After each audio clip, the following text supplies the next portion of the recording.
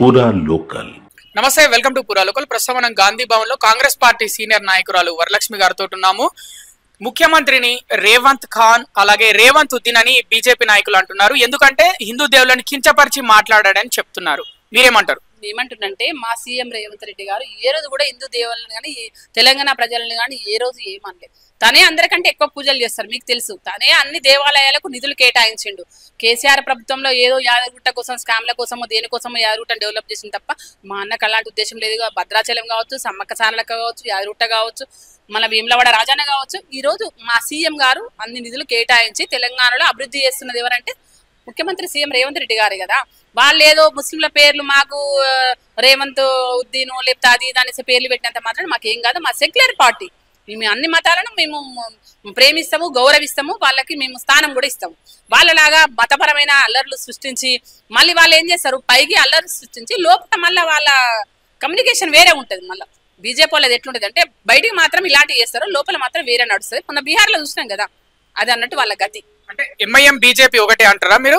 నేను ఒకటే అన్న, వాళ్ళు వాడుకుంటారన్న. బీజేపీ వల్ల తెలివితేటలు ఏంటంటే ప్రజలను వాడుకోవడం, మతపరంగా వాడుకోవడం, విభజించి పాలన చేస్తారు వాళ్ళు. మేము అట్లా కదా, ఐకమత్యంగా రాజ్యాంగ పరంగా అందరం సమానమే అని మేమంటాం.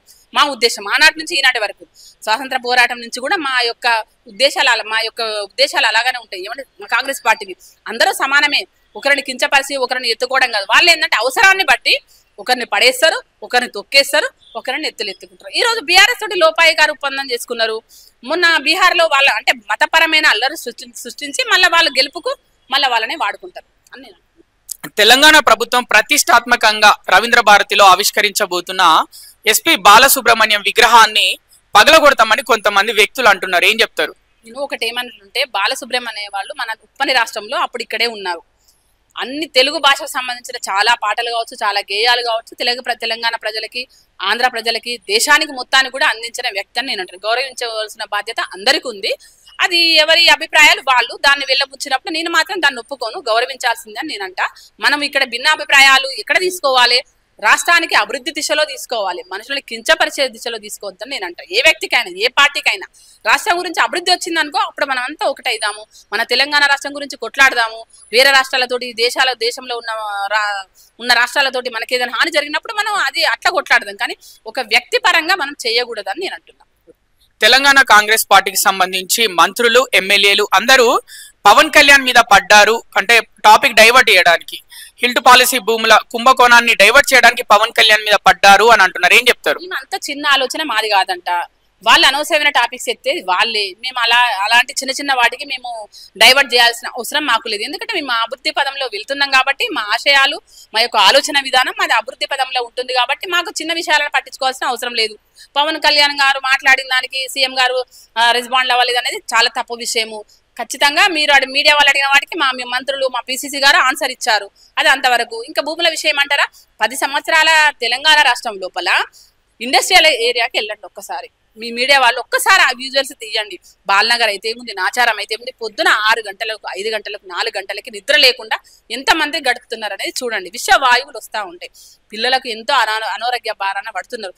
ఆ రోజున మూసీ వల్ల కూడా అలాంటిదే జరిగింది. కొన్ని ఇంత మంచి హైదరాబాదు, ఎంతో ప్రసిద్ధమైన కట్టడాలు ఉన్న హైదరాబాదు, ఆనాటి నుంచి ఈనాటి వరకు ప్రపంచం లోపల హైదరాబాద్ అంటే చాలా ఇష్టపడే దేశాలు, రాష్ట్రాలు కూడా ఉన్నాయి.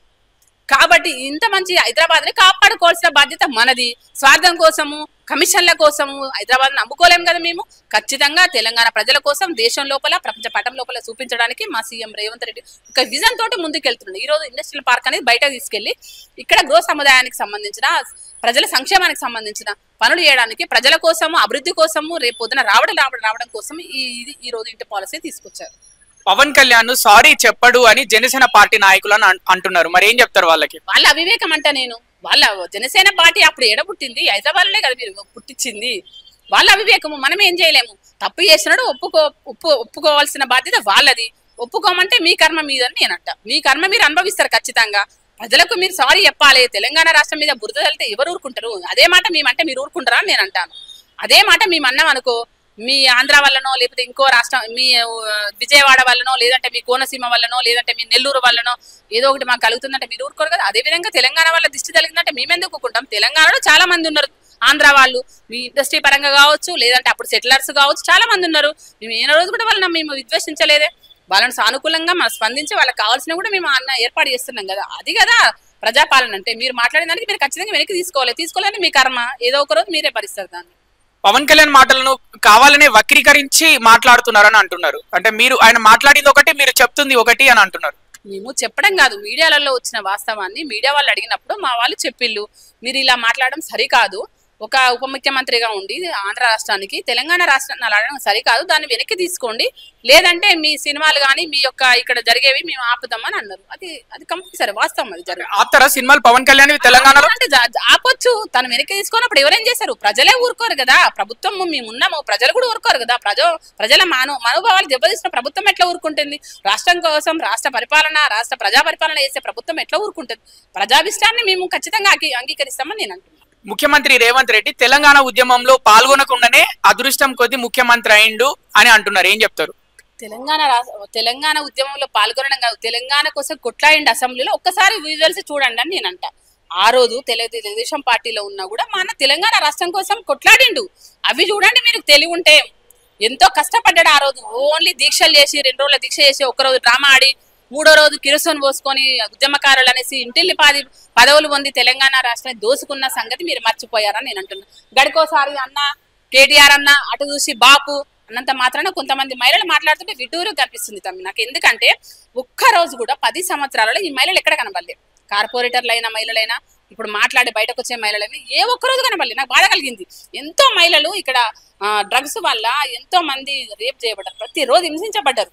గత ప్రభుత్వం లోపల మా ప్రభుత్వం వచ్చిన తర్వాత మా అన్న ఖచ్చితంగా వాటి మీదనే పంజాబ్ విసిరిండు. కేటీఆర్ కూడా గదే బాధ కదా, డ్రగ్స్ దొరకలేదు. కేటీఆర్ కు దొరకక ఇటువంటి పిచ్చి మాటలు మాట్లాడిస్తున్నాడు అని నేను అంటున్నాను. కొంచెం డ్రగ్స్ వేసుకుంటే కొంచెం అది వేరే ఉంటుంది ఆయన మొహంలో తెలివి. ఇప్పుడు ఆ తెలివి లేదు, ఆ మాటలు రావట్లేదు కేటీఆర్ కి. 24 గంటలు డ్రగ్స్ తీసుకొని బయటకు వచ్చాడు. అయ్యనేమో తాగి వచ్చాడు, కొడుకేమో డ్రగ్స్. అది వాస్తవం, వాళ్ళే చెప్తారు. ఈ రోజు డ్రగ్స్ దొరకకుండా మా అన్న వేసిండు కాబట్టి బాధతోటి ఈ రోజు మా అన్నని అన్ని మాటలు అంటున్నారు, మహిళలతోటి అనిపిస్తున్నారని నేను అంటున్నా.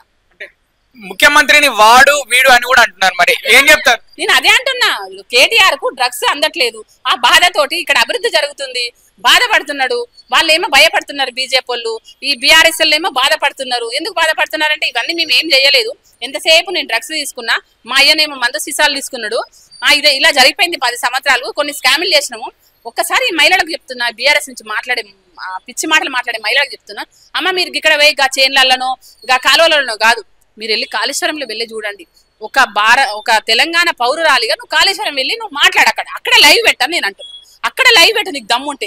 అక్కడ ఏం జరిగింది, ఎన్ని లక్షల కోట్లు పోయినాయి, తెలంగాణ రాష్ట్రం ఏమైపోవాల్సింది ఏమైంది, అభివృద్ధి ఎందుకు కుంటుపడ్డది అనేది నీకు అక్కడ పోతే తెలుస్తుంది. ఆ కుంటాలలో పోయి మీరు బాంబులు పెట్టిళ్ళు అని పిచ్చి పిచ్చి నైట్ డే అని చూసుకోకుండా నువ్వు వీడియోలు చేస్తే నిన్ను కొడతారని చెప్తున్నాం. ఎవరు కొట్టరు, కవితనే కొడుతుందని చెప్తున్నాను.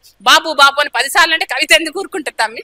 అసలు ఊరుకోదు. యువతి వెనుకని జుట్టుబట్టి కొట్టే రోజు కూడా వస్తుంది కవితని అని నేను అంటున్నా. అంటే మీరేమంటారు, కేసీఆర్ ఎవరికి బాపు అని మీరు అనుకుంటున్నారు? కేసీఆర్ వాళ్ళే చెప్పాలి, మనం అంత లోతుగా మనం చెప్పలేము. సారు అంటే మేమైతే అపోజిషన్ ఉన్నప్పుడు కేసీఆర్ గారు అన్నాం, వీళ్ళలాగా వాడు సీఎం అని మేము మాట్లాడలేము. మమ్మల్ని రోజు అరెస్ట్ చేసేవాళ్ళు, మమ్మల్ని చాలా బాధ పెట్టేవాళ్ళు, మేము ప్రతిరోజు కొట్లాడే వాళ్ళం ప్రజల గురించి. ప్రజలకు అన్ని సమస్యలు వచ్చినాయి ఆనాడు. ఈ బీజేపీ వాళ్ళు ఒక్కరోజు కూడా బయట కనబడ్డది మాకు తెలియదు. అసలు ఒక కాంగ్రెస్ ప్రభుత్వమే, కాంగ్రెస్ వాళ్ళమే మేము ఆ రోజు కొట్లాడినాం బీఆర్ఎస్ కు అగెనిస్ట్ గా ప్రజల కోసం. బీజేపీ వాళ్ళు ఒక్కరోజు కూడా బయటకు రాలే, ఒక్క మాట మాట్లాడలేదు. కేంద్రంలో ప్రభుత్వంలో ఉండి ఒక్కరోజు కూడా కండి. మరి వాళ్ళు ఎందుకు వస్తున్నాయి మీ మొహాలని నేను అంటున్నా. వాళ్ళు ఎందుకు వస్తున్నాయి మరి?